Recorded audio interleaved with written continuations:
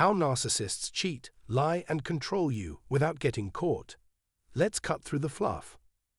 There's a kind of crazy that creeps in slow, not the loud kind, not the Hollywood kind, the silent, suffocating kind. The kind where one day you wake up and think, wait, when did I stop trusting my own gut? It doesn't start with lies. Oh no, it starts with dodges, evasions, half answers, shrugs, shady little sidesteps that make you second-guess what you know you saw, what you felt in your bones. Meanwhile, you're over here juggling clients, meetings, team chaos, and life. You're the rock for everybody else, except at home, where you're supposed to feel grounded, you're walking on eggshells. It's like every time you ask what's going on, the narcissist slips into performance mode. Why are you being so dramatic? You're too sensitive. You're imagining things. Yeah, right? But here's the thing, they want you confused. They need you off balance. That's the game. If you're dizzy, spinning, questioning yourself, then guess what? You're not looking at them. You're not seeing the affair. You're not clocking the side chick or side dude or whatever mess they're hiding. So what do? You pour even harder into work, into parenting, into perfection, because that's where you do feel capable, in control, useful. But even then, that same poison leaks through. It stains your leadership, dulls your confidence, fogs up how you show up for everyone else. This isn't just about the cheating, it's about the mind games, the reality bending, the slow drip erosion of your power. And today, I'm breaking it wide open. I'll show you exactly how the narcissist pulls it off, how they cover their tracks, twist the truth, and keep you locked in a prison with no bars. Not just in your relationship, but in every corner of your life. Ready? Let's rip the mask off. The narcissist doesn't just cheat, they engineer the perfect cover-up. And yeah, if you're new around here, you should know, I used to be that guy. I spun stories so tight, so slick, you couldn't see the truth if it slapped you across the face. I made sure the woman I was with never questioned me. Not even once, and when she finally did, I flipped the script so fast she didn't know what was real anymore. That's the game. And if you're sitting there feeling like you're losing your mind, you're not. You're just neck deep in his reality, not yours. If you don't snap out of it, he's going to rob you blind, not of your money, but of your years, your confidence, your spark. That version of you who used to laugh louder, lead harder, show up without second guessing. That version gets dimmer every time you doubt yourself. So let's peel back the curtain. Let's break down how these snakes hide their affairs behind 5 filthy layers of deception. Layer 1. I'm just too busy. Oh, this one's classic. Suddenly, he's the busiest man alive. Too busy with work, too stressed, too tired, can't talk, can't show up, can't even look at you without sighing like you're a burden. But somehow, miraculously, he's got all the energy in the world to scroll his phone like it's his job. Texting non-stop, dodging calls, business trips, late-night calls, can't tell you who, won't show you the call log, can't remember the details. Convenient, right? What he's doing is simple. He's turning his job into a mask, a shield, a smoke bomb. And he knows you get it. You're a go-getter. You grind. You understand what hustle looks like. So he mirrors it. Come on, babe, you know how it is. Work's wild right now. I got to take this meeting. Gotta keep the momentum. And you nod, because you do get it. You are logical. You've been that committed. You've made those sacrifices. So you don't question it at first. But then one night, the dots start to connect. And it hits you. His work looks more like freedom. His networking starts to look like flirting. While you're at home handling the house, the kids, the finances, the everything, he's out sipping cocktails with someone who doesn't even know your name. And here's the kicker. You feel bad for noticing. You feel guilty for even suspecting him. Because he's trained you to believe that doubt equals disloyalty. But here's the truth bomb. Trust isn't blind faith, it's proven behavior. And his behavior, it's been speaking loud and clear. You just need to listen. Because your gut isn't lying. He is.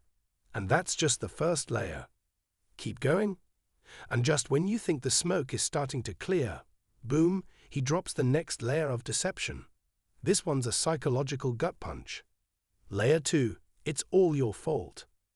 You see, the best way for a narcissist to hide a lie is to convince you that you're the problem. That your gut instincts, your sharp perception, your quiet little inner alarms, those aren't signs of truth bubbling up. Nope. According to him, they're flaws, weaknesses, insecurities. So now you're watching him. He's suddenly glued to his phone like it's his soulmate. He's dressing better, spending more time in the gym, spraying on cologne he never wore for you, being oddly sweet for no reason. You feel it in your bones, something shifted. You're no longer the center. You've been moved to the sidelines. So you do what anyone with half a brain would do, you ask. And right there, the script flips. Why are you so insecure? Wow, paranoid much? You should really talk to someone about that. Boom, now you're the unstable one. You're the jealous one. The nag, the emotional wreck who needs therapy. Suddenly, every red flag becomes a mirror pointed back at you. And just like that, he's off the hook. Again. It's not just the betrayal that breaks you, it's the gaslighting. It's watching him lie straight to your face, then make you apologize for suspecting him. Every time you ask a valid question, and he makes you feel stupid for it. That's another crack in your confidence, another fracture in your identity. You go from powerhouse decision-maker to someone who second-guesses her tone, her timing, her own truth. And it's so damn subtle. At first, you're just hesitating before you speak. Then you're apologizing for things you didn't even do. And before you know it, you're shrinking, walking on eggshells, questioning everything except the one thing that actually deserves to be questioned, him. Because once you start doubting yourself, he doesn't have to hide anything anymore. The truth can be right there, lit up in neon, and you still won't trust it, because he's already bent your reality to serve his lie. Layer 3. The box trick, aka compartmentalization. Now we're stepping into the mind of the narcissist, and it's a damn filing cabinet. Neat little drawers, each life sealed in its own box. See, this isn't just about sleeping around. No, this is strategic, calculated, cold. There's the home life box. You, the wife, the partner, the one who holds it down. Stable, predictable. You're the one who keeps the machine running. Then there's the affair box, all ego, adrenaline, and escape. No obligations, no depth. Just dopamine hits and lies told with a smile. Then there's the work box, the respectable businessman, leader, professional. Polished, controlled, and last but not least the public image box, Instagram-worthy smiles, couple photos, family man nonsense. And guess what? None of these boxes touch. That's why he never slips up. Why you never catch anything concrete. Because he's trained himself to live in segments. Segments where consequences don't exist. When he's with you, he actually believes he's being loyal. Because in his twisted little world, loyalty is just what happens inside your box. The second he steps out, he's in a different reality, a different role, and none of it counts. And if something does leak, if he messes up, says too much, slips a detail, boom, he's got a playbook ready. She's just a friend. You're making a big deal out of nothing. It was just work. You're imagining problems. He's trained you to ignore your own eyes, to silence your own gut, to believe that maybe you're just seeing it wrong. But here's the gut punch. This isn't just about the cheating. This is about how he's boxed you in. You've got your own drawer in his little system, labeled "She'll never leave." She'll keep forgiving me. She won't figure it out. And as long as you play your part, keep hoping, keep fixing, keep being the understanding one, he stays in control. That's the real game. The real betrayal. Because it's not just your trust he's messing with, it's your identity. It's the way he's reduced you to a role in his story, instead of being the author of your own. And here's the unlock. Stop playing the part. Stop waiting for proof. Stop trying to win a game that was rigged from the start. The second you step out of that box, the second you stop being predictable, is the second his whole structure starts to crumble. Because now, he doesn't know which role you're going to play. And when you stop reacting the way he expects, the mask starts to slip. And that's when the real truth finally shows its face. Layer 4. Drained, broke, and too tired to fight back. Let's talk about why you're really exhausted. No, it's not just work, not the business, not the late nights, not the laundry list of things moms, wives, CEOs, and high performers juggle on a daily basis. It's him. It's always been him. Because while you're out there handling life like a damn warrior, the narcissist's been draining you like a leech in the dark. Not just emotionally, mentally, financially, spiritually, to the point where you don't even have the bandwidth to ask the hard questions anymore. That confusion you feel, that brain fog, that heaviness, it's not just burnout. It's a system. He's built it like a slow trap, one lie at a time, one fight at a time, one gaslight after another. You find yourself walking on eggshells, rehearsing conversations in your head, analyzing every word, every sigh, every weird vibe. You're over-explaining things you shouldn't even have to explain. You tell yourself, it's just a rough patch, I just need a break. But the break never comes. Because it's not your lifestyle that's draining you. It's being stuck in survival mode with someone who feeds off your exhaustion. He wears you down on purpose. Because the more tired you are, the less you notice what he's doing. And if you do notice, you won't have the strength to call it out. That's the goal. And it doesn't stop at your mind. Oh no, he wants control of the money too. He wants to make sure that even if you do build up the courage to leave, you'll feel like you can't. Think about it. He's either managing the finances like a prison guard, or he's blowing through money behind your back. Opening businesses, draining accounts, hiding funds, making deals you didn't agree to, setting up financial landmines designed to blow up if you ever try to walk. You catch yourself cleaning up messes he made, hustling harder just to cover the gaps, and maybe you're too embarrassed to tell anyone because from the outside, everything looks fine, perfect even. But inside, you're drowning. And that's exactly where he wants you, burnt out, confused, and dependent. Because if he controls your clarity and your cash flow, he wins. You stay. Not because you want to, but because you feel like you have to. But here's what he didn't plan for. You seeing it. You putting the pieces together. Because once you realize this isn't your burnout, it's his manipulation. That's when the game starts to flip. Layer 5. The long con. Why he'll never confess. This right here. This is the final play. The dagger with the dull blade. The one that twists, not cuts clean. So many women don't stay because they want to. They stay because of one thing. Fear. The fear of what happens after. What happens when you say, enough? Because leaving? That's not just walking out a door. That's stepping into uncertainty, into what-ifs, into a storm he engineered to scare you into staying. And this is why he keeps playing the long game. Even if you catch him, red-handed, he won't fold. You could be holding the damn photo in your hand, showing him the exact time, place, and date.